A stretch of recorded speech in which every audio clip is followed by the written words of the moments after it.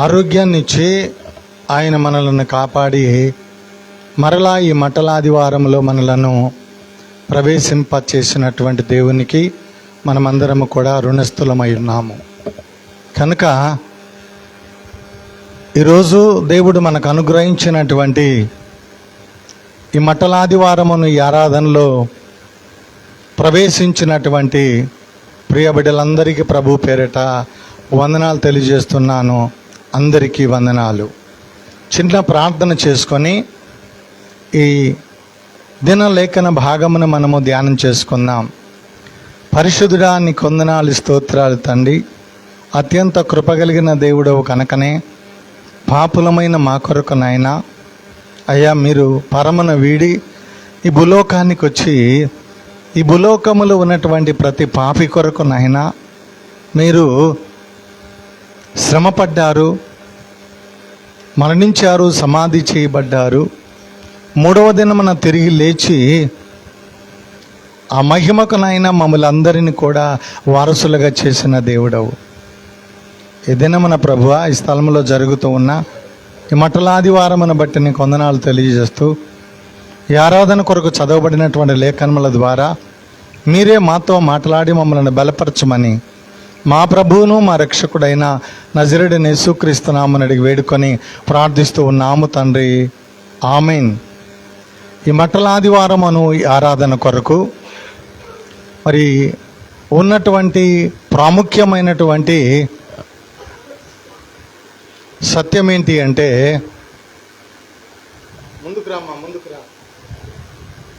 ప్రభువు ఆయన పరలోకమును విడిచి ఈ భూలోకానికి కన్యమేరీ గర్భమందు ఆయన జన్మించి సర్వమానవాళి పాపములన్నిటిని కూడా తన మీద వేసుకొని ఆయన మన కొరకు ఒక యజ్ఞమును చేయడానికి ఈ భూలోకానికి ఆయన వచ్చి ఉన్నాడు. ఆ వచ్చినటువంటి కారణాన్ని బట్టే మరి మత్తయ్య రాసినటువంటి శుభవార్తలో మనం చదువుకొని ఉన్నాము.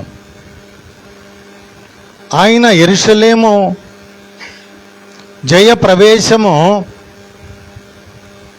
ఆయన మరణానికి ముందర చివరిగా ఆయన జరిగించినటువంటి కార్యాన్ని మనం చూస్తే అక్కడ యెరూషలేములో ఉన్నటువంటి ప్రజలందరూ కూడా ఆ ప్రభువైన యేసుక్రీస్తును గూర్చి జయధ్వనులను వారు పలికి ఆ యెరూషలేము పట్టణం అంతా కూడా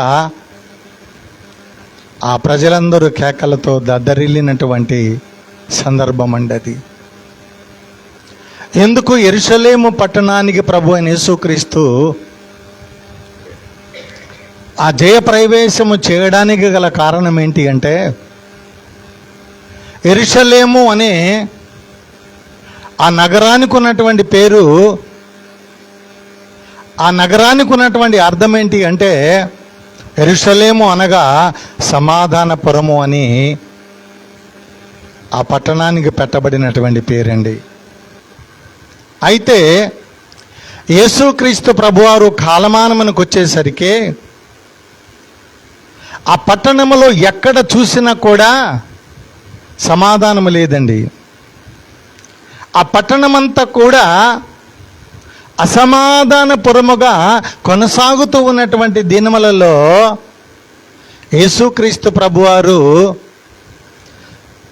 ఆ యెరూషలేము పట్టణానికి సమాధానము స్థాపించుటకు ఆయన బయలుదేరి ఉన్నాడు అని కూడా మనము గుర్తుంచుకోవాలి.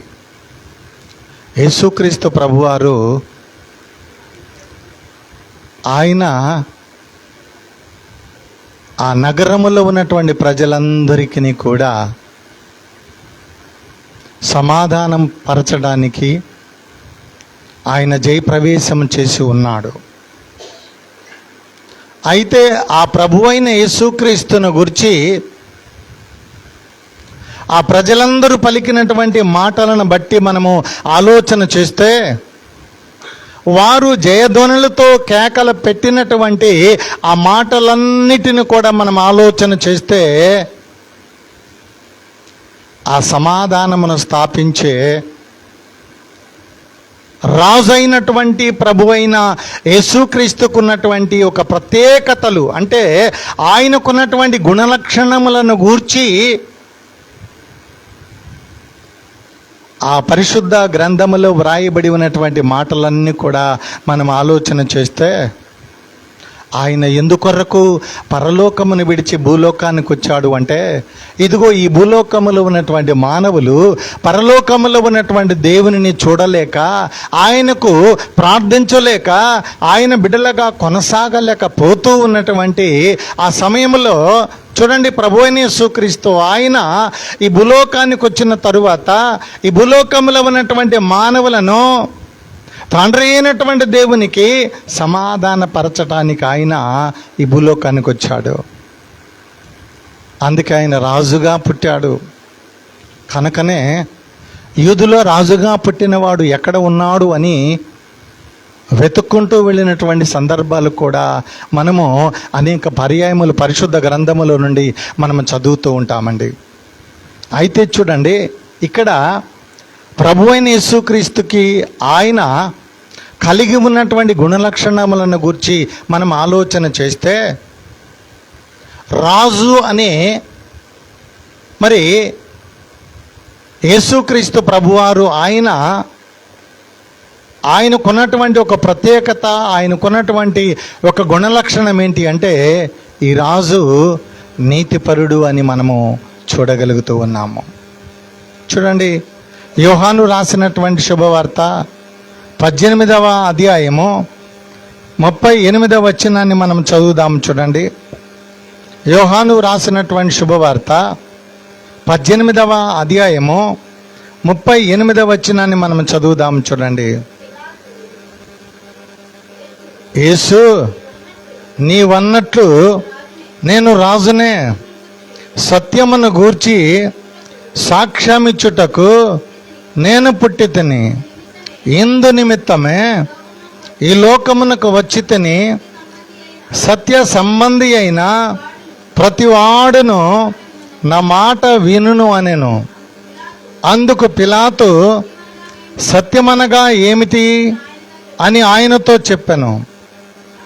అతడు ఈ మాట చెప్పి బయటనున్న యూదుల యుద్ధకు తిరిగి వెళ్ళి, అతని యందు ఏ దోషము నాకు కనబడలేదు అనెను. చూడండి, ఇక్కడ జాగ్రత్తగా మనం ఆలోచన చేస్తే, ఈ భూలోకాన్ని ఎంతోమంది రాజులు పరిపాలన చేశారు. కానీ పరిపాలన చేసినటువంటి రాజుల కాలం నాటి నుండి నేటి వరకు ప్రజలను పరిపాలన చేస్తున్నటువంటి ఏ రాజు కూడా యథార్థపరుడు లేడు, నీతిమంతుడు లేడు. ఏ రాజులో కూడా నీతి లేదు, ఏ రాజులో కూడా యథార్థత లేదు. కనుక యేసుక్రీస్తు ప్రభువారిని పిలాతు ఎదుట నిలబెట్టినప్పుడు, యేసుక్రీస్తు ప్రభువారిని ఆ పిలాతు ప్రశ్నించినటువంటి ఆ సందర్భాన్ని మనం చదివితే, మనం చదివి ఉన్నాము. చదివి ఉన్నటువంటి సందర్భం అంతా కూడా పిలాతు విని చివరికి ఆయన ఇచ్చినటువంటి సాక్ష్యం ఏంటి అంటే, ఈయన నీతిపరుడు, ఇతనిలో ఏ దోషము లేదు అని చెప్పి తీర్పు చెప్పినటువంటి సందర్భాన్ని మనం చదువుతూ ఉన్నామండి. అయితే ఇక్కడ యేసుక్రీస్తు ప్రభువారు ఆయన రాజుగా పుట్టాడు, రాజుగా పెరిగాడు, రాజుగానే ఆయన మరణం పొందాడు, రారాజుగా ఆయన మరలా తిరిగి లేచాడు, మహిమ కలిగినటువంటి రాజుగా ఆయన మరలా తిరిగి పరలోకము నుండి మధ్యాకాశములనికి రానైనటువంటి దేవుని కుమారుడు అని కూడా మనం గుర్తించుకోవాలి. కనుకనే ఈ భూలోకాన్ని ఏలుబడి చేసినటువంటి రాజులు వారు ఏం చేశారు అంటే, వారి అధికారము శాశ్వతముగా ఉండాలి, వారి సింహాసనము నిరంతరము నిలిచి ఉండాలి అనే ఆలోచనను బట్టే వారు ఏం చేశారు అంటే, అనేక మందిని వారు చంపి తిరిగి వారి యొక్క రాజ్యాలను, వారి యొక్క సింహాసనమును కాపాడుకున్నటువంటి సందర్భాలను మనము చూడగలమండి ఈ పరిశుద్ధ గ్రంథములోనే. చూడండి, హేరోదు రాజు తన అధికారమును, తన రాజ్యపీఠమును కాపాడుకొనటానికి తన సొంత కుమారుడైనటువంటి వ్యక్తిని చంపి తన సింహాసనమును స్థిరముగా ఉండాలని కోరుకున్నటువంటి వ్యక్తి. కనుకనే ఈ రాజు ఎవడు అంటే, ఈ రాజు నీతిపరుడు అని మనము ఇక్కడ చూడగలుగుతూ ఉన్నాము. ఈ నీతిపరుడైనటువంటి రాజు మహిమ కలిగిన వాడు అని కూడా మనం గుర్తుంచుకోవాలి. అందుకే ఇక్కడ మనం చూస్తే ఈ రాజు ఎవరు అంటే, రక్షణ ఇచ్చే రాజు. ఈ రాజు చూడండి, ప్రజలందరి కొరకు తనను తాను బలిగా అర్పణగా చేసుకొని, ప్రజలందరి కొరకు ప్రాణం పెట్టి, ప్రజలందరిని విమోచించి, ప్రజలందరిని కూడా రక్షించి, ప్రజలందరి పరమునకు చేర్చగలిగినటువంటి రాజు అని కూడా మనం గుర్తుంచుకోవాలి. భూలోకములో ఉన్నటువంటి ఏ రాజు కూడా రక్షణ ఇవ్వలేదండి. భూలోకములో ఉన్నటువంటి ఏ రాజు కూడా రక్షణ ఇవ్వలేదు. భూలోకములో ఉన్నటువంటి రాజులందరూ కూడా ప్రజలను శ్రమల పాలు చేశారు, ప్రజలకు ఇబ్బంది కలిగించారు, ప్రజలకు ఉన్నటువంటి ఇదిగో ఐశ్వర్యాన్నంతా కూడా దోచుకొని వారు అధికారులుగా చలామణయి ప్రజలందరినీ కూడా నిరుపేదలుగా చేసినటువంటి ఈ భూలోక రాజులను మనము చూడగలుగుతూ ఉన్నామండి. కానీ మన ప్రభు అయిన యేసుక్రీస్తు ఆయన రాజుగా ఉన్నాడు. రాజుగా ఉండి రక్షణ ఇచ్చినటువంటి రాజుగా మనము చూడగలుగుతూ ఉన్నాము. యేసు అనే ఆ పదానికి అర్థం ఏంటి అంటే, రక్షకుడు అని అర్థం అండి. ఆయన రక్షించే దేవుడే గాని ప్రజలను భక్షించే దేవుడు కాడు, ప్రజలను శ్రమ పెట్టే దేవుడు కాడు అని కూడా మనము గుర్తుంచుకోవాలి. అందుకే చూడండి, ఇక్కడ లూకా వ్రాసినటువంటి శుభవార్త 1వ అధ్యాయము 68వ వచనం దగ్గర నుండి మనం చదువుదాము. చూడండి, లూకా వ్రాసినటువంటి శుభవార్త 1వ అధ్యాయము 68వ వచనం దగ్గర నుండి చదువుదాము. చూడండి, ప్రభువైన ఇశ్రాయేలు దేవుడు స్తుతింపబడునుగాక. ఆయన తన ప్రజలకు దర్శనమిచ్చి వారిని విమోచన కలుగజేసెను. తన సేవకుడైన దావీదు వంశమునందు మన కొరకు రక్షణ శృంగమును, అనగా మన శత్రువుల నుండి మనలను దేశించు వారి అందరి చేతి నుండి తప్పించి రక్షణ కలుగజేసెను. చూడండి, ఈయన ఎవరు అంటే, ప్రజలందరినీ కూడా వారు కలిగి ఉన్నటువంటి బాధలను బట్టి, వారు కలిగి ఉన్నటువంటి శ్రమలను బట్టి, వారు కలిగి ఉన్నటువంటి పాప భారమును బట్టి వారందరూ కూడా ఇదిగో ప్రభువుని చూడలేక, ప్రభువు దగ్గర ప్రార్థించలేక, వారికి విమోచన లేక, రక్షణ లేక వారు ఎదురు చూస్తున్నటువంటి కాలమానంలో ప్రభు అయిన యేసుక్రీస్తు ఆయన రక్షకుడుగా పుట్టి ప్రజలందరికీ ఏం చేశాడు అంటే, ఒక రక్షణ శృంగమును ఆయన ఏర్పాటు చేశాడు. ఒక రక్షణ దుర్గమును ఆయన ఏర్పాటు చేసి వారిని విమోచించి ప్రజలందరికీ రక్షణకు కారణమైనట్లుగా మనము చూడగలుగుతూ ఉన్నాము. కనుకనే చూడండి, యేసుక్రీస్తు ప్రభువారు ఆయన ఎవరు అంటే, ఆయన మరి రక్షణ ఇచ్చే రాజు అని మనం ఆయనను గూర్చి అక్కడ ధ్యానం చేస్తూ ఉన్నామండి. అయితే మరొక మాట కూడా యేసుక్రీస్తు ప్రభువారిని గూర్చి మనం చదువుదాము. చూడండి, ఈ రాజు అనగా యేసుక్రీస్తు ప్రభువారు ఆయన మరి నీతిపరుడుగా ఉన్నాడు, రక్షణ ఇచ్చే రాజుగా ఉన్నాడు. ఆయన ఈ రాజు ఏ రీతిగా ఉన్నాడు అంటే, ఈ రాజు దీనుడు అని దేవుని లేఖనము మనము చదివినటువంటి భాగములో మనము చూడగలుగుతూ ఉన్నాము. ఈ రాజు ఎవడు అంటే, ఈయన దీనుడు. అంటే ఈయన అధికారము చలాయించడానికో, సింహాసనం మీద ఉండి తన పెత్తనాన్ని కొనసాగించి ఆయనకిష్టమైన రీతిగా ప్రజలను పరిపాలన చేయటానికి ఆయన అధికారిగా ఈ భూలోకములో తన అధికారమును ఎక్కడ కూడా చాటినట్లు మనకు చరిత్రలో లేదండి. ఈ రాజు ఎవరు అంటే దీనుడు అని మనం అక్కడ చూడగలుగుతూ ఉన్నాము. చూడండి, ఫిలిప్పీలకు రాసినటువంటి పత్రిక 2వ అధ్యాయము 5వ వచనం దగ్గర నుండి మనము 8వ వచనం వరకు మనం చదివితే ఈ రాజు ఎవరు అంటే ఈయన దీనుడు. చూడండి, చదువుదాం.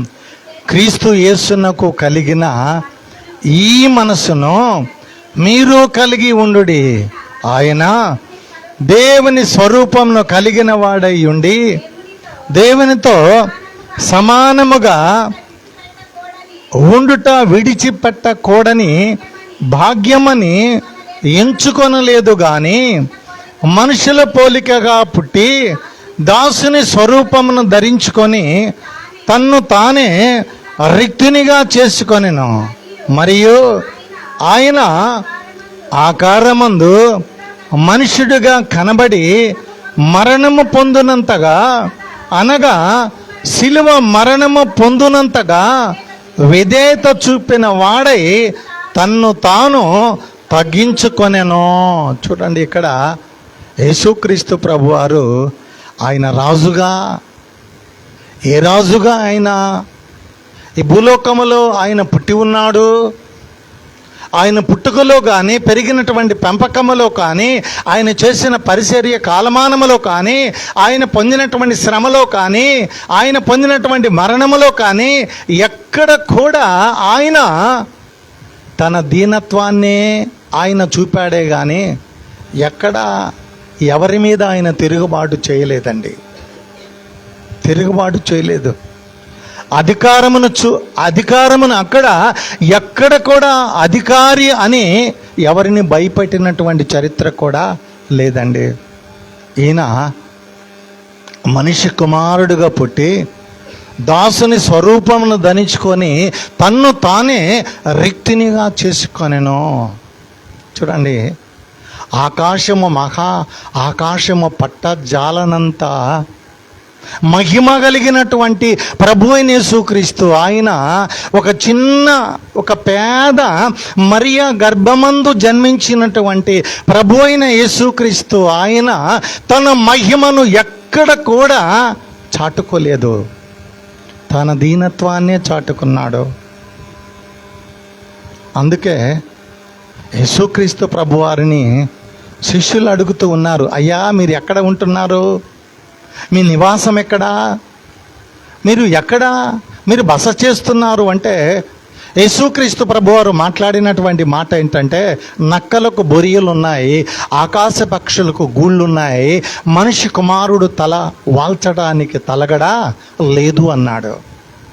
చూడండి, పగలంతా కూడా ఆయన పరిచర్య చేసి ఆ తండ్రి నామాన్ని మహిమపరిచి రాత్రికాలమంతా కూడా ఆయన తిరిగి ప్రార్థించుకుంటూ ఉన్నాడే కానీ ఎక్కడ కూడా ఆయన తన మహిమను చాటుకున్నట్లు లేదండి. ఆయన దీనుడుగా, చూడండి, ఆయన దీనుడుగా, దరిద్రుడుగా ఈ భూలోకములో జన్మించాడండి. ఏ నరుడు కూడా అలాంటి జన్మను జన్మించినటువంటి చరిత్ర లేదండి. ఆయన పుట్టుకలో దీనత్వము, ఎంత దీనత్వం అంటే ఆ దీనత్వాన్ని మనము కొలత వేయడానికి కూడా వీలు కానంత దీనత్వాన్ని ఆయన కలిగి ఉన్నాడు అని కూడా మనము గుర్తుంచుకోవాలి. చూడండి, ఈ రాజు ఎవరు అంటే, ఈ రాజు చూడండి సాత్వికుడు అని మనము చూడగలుగుతూ ఉన్నాము పరిశుద్ధ గ్రంథములో నుండి. ఈ రాజు ఎవరు? చూడండి, సాత్వికుడు. కనుకనే చూడండి, ఆయన మరి తన సాత్వికత్వాన్ని ఏ రీతిగా రుజువుపరుచుకున్నాడు అంటే, మత్తయ్య వ్రాసినటువంటి శుభవార్త 5వ అధ్యాయము 5వ వచనాన్ని మనం చదివితే అక్కడ ఏమని ఆయన పలికాడు అంటే, సాత్వికులు ధన్యులు, వారు భూలోకమును స్వతంత్రించుకొందురు అన్నాడు. చూడండి, ఆ సాత్వికత్వాన్ని ఆయన స్వతంత్రించుకున్నాడండి. అందుకే ఇదిగో ఈ భూమండలం మీద నివాసం చేసే ప్రతి మానవుడు కూడా ఆ యేసు నామమున వంగి ప్రార్థన చేస్తే తప్ప ఆ వ్యక్తికి పరలోకము లేదు అని కూడా దేవుని లేఖనం మనం చూస్తూ ఉన్నామండి.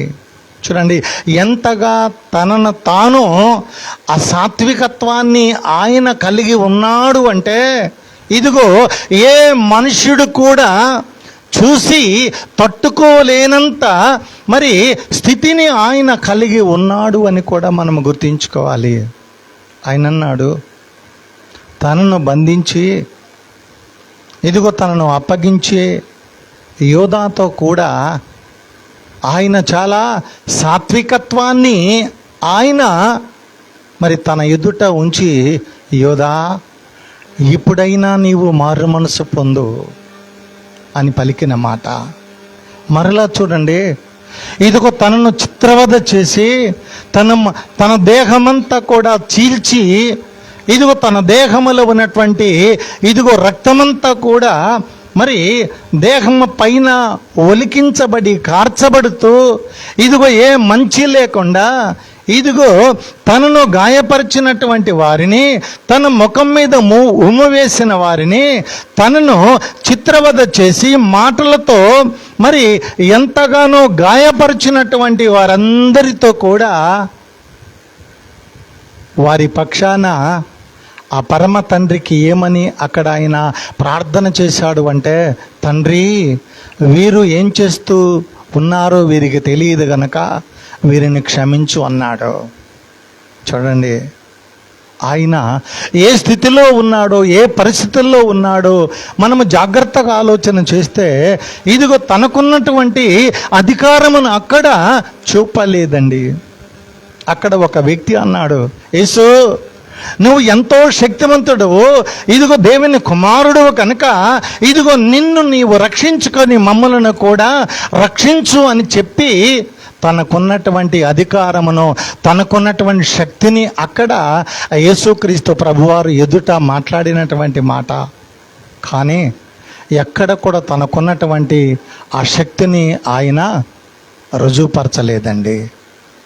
సర్వోన్నతమైనటువంటి దేవుడు తనకున్నటువంటి ఆ శక్తిని చూడండి ఎంతగా తగ్గించుకొని సాత్వికత్వాన్ని ఆయన కలిగి తనను తాను మరి రిక్తినిగా చేసుకున్నటువంటి సమయాన్ని కూడా మనం చూడగలమండి.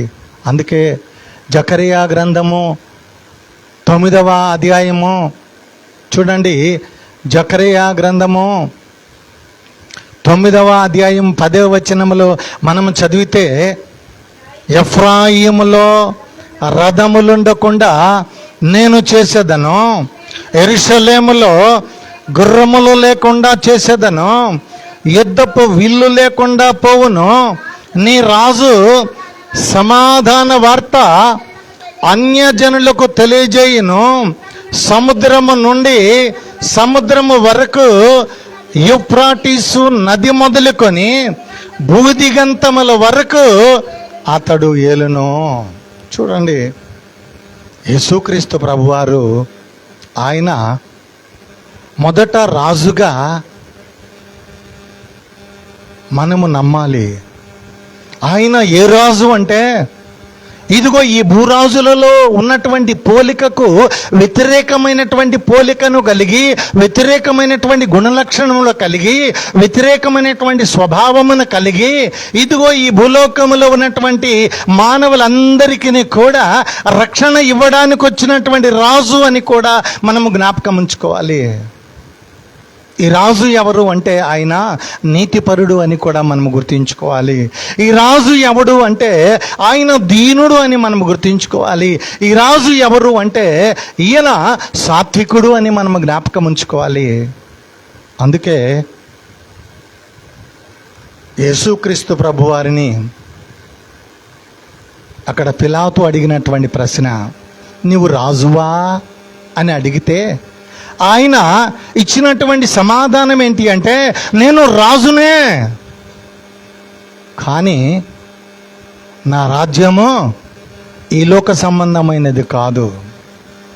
ఈ లోక సంబంధమైనటువంటి రాజ్యానికి నేను రాజుగా గనక వస్తే నాకు సైన్యం ఉండేది, నాకు బలగం ఉండేది, నాకు మరి అన్ని విషయాల్లో కూడా నాకు రక్షణ ఉండేది. కానీ నా రాజ్యము ఈ లోక సంబంధమైనది కాదు, నా రాజ్యము పరలోక సంబంధమైనది అని చెప్పి ప్రభువారు పిలాతు అడిగినటువంటి ప్రశ్నలో ఆయనకిచ్చినటువంటి జవాబండి. అందుకే చూడండి, యేసుక్రీస్తు ప్రభువారు ఆయన ఏర్పాటు చేసినటువంటి రాజ్యానికి ప్రభు అయిన యేసుక్రీస్తు ఆయన మహిమ రాజుగా ఉన్నాడు, రక్షణ ఇచ్చే రాజుగా ఉన్నాడు, సాత్వికుడుగా ఉన్నాడు, ఆయన దీనుడుగా ఉన్నాడు. ఆయన తన మహిమను కనుపరిచే రాజుగా ఉండి ఆయన ఏం చేస్తున్నాడు అంటే ప్రజలందరినీ కూడా రక్షణ ఇస్తూ, ప్రజలందరికీ కూడా ఒక నీతి రాజ్యాన్ని ఇస్తూ ఉన్నాడు అని కూడా మనము గుర్తించుకోవాలి. కనుకనే ఆయన ఎందుకు గాడిదను ఎక్కి ఎందుకు ఆయన యెరూషలేములోనికి ఎందుకు జయప్రవేశం చేశాడు అంటే, గాడిద సాత్వికానికి గుర్తండి, గాడిద తగ్గింపునకు గుర్తండి, గాడిద భారాన్ని మోసేదండి.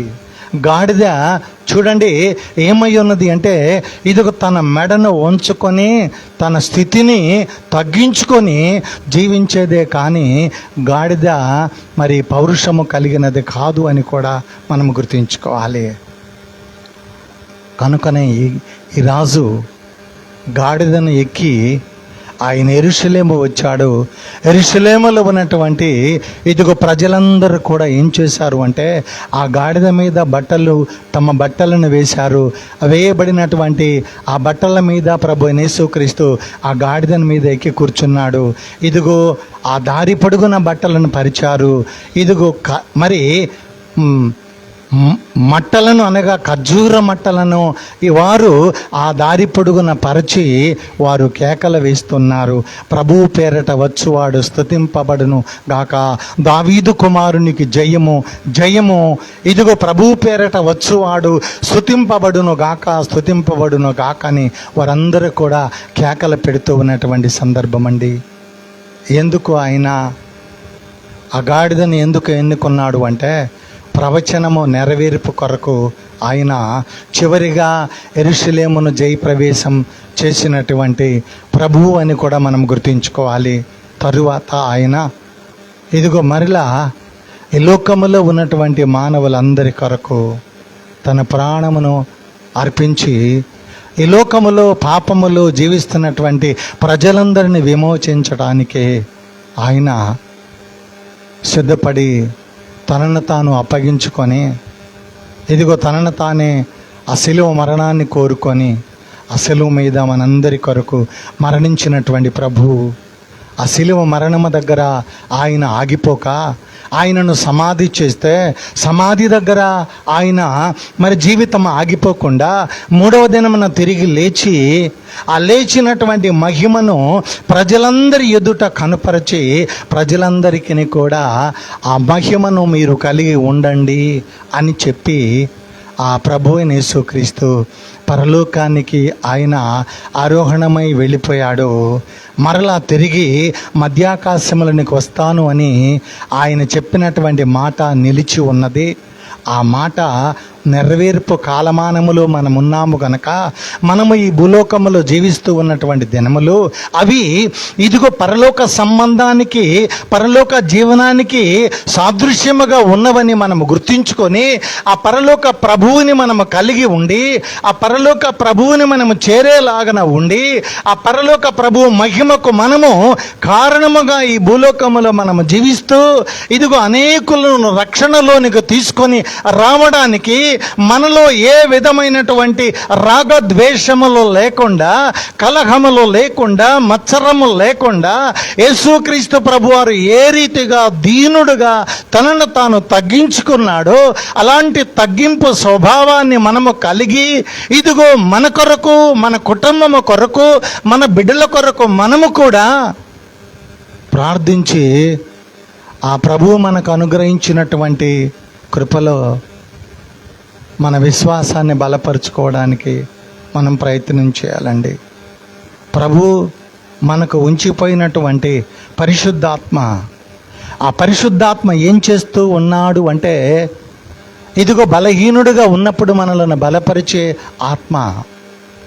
ఇదిగో మనకు కావలసినటువంటి ప్రతి అవసరత ఆ పరిశుద్ధాత్మ దేవుడు మనకు తీర్చి మనలను నిత్య జీవానికి తీసుకొని వెళ్ళేంత వరకు మనకు ఆయన తోడుగా ఉండే దేవుడు గనక మనము ఆయనకు ప్రార్థించాలి, ఆయన నామాన్ని కీర్తించాలి, ఆయన నామాన్ని ఘనపరచాలి. ఆయనకి ఇష్టమైన రీతిగా మనము దీనులుగా ఈ భూలోకములో మనము జీవించాలి. ఆయన కలిగి ఉన్నటువంటి సాత్వికతను మనము కలిగి ఉండాలి. ఆయన కలిగి ఉన్నటువంటి నీతిని మనము కలిగి ఉండాలి. ఆయన మనకు అనుగ్రహించినటువంటి రక్షణను మనము కలిగి సదాకాలము ఆ రక్షణను కారణముగా మనం జీవించాలని ప్రభువు మనలను కోరుతూ ఉన్నాడు. కనుక మనలో ఉన్నటువంటి అహమును విడిచిపెట్టి మనము దీనత్వాన్ని కలిగి ఆ ప్రభువుని వెంబడించి ప్రభు బిడ్డలుగా ముందు కొనసాగుదాము. ప్రభు కృప నిత్యం మనకు తోడుగా ఉండును కాక. ఆమేన్. సమస్త జ్ఞానానికి మించిన దేవుని సమాధానం ప్రభు యేసుక్రీస్తు వలన మీ హృదయములకును తలంపులకును కావలి ఉండును గాక. ఆమేన్. దేవా నాయందు శుద్ధ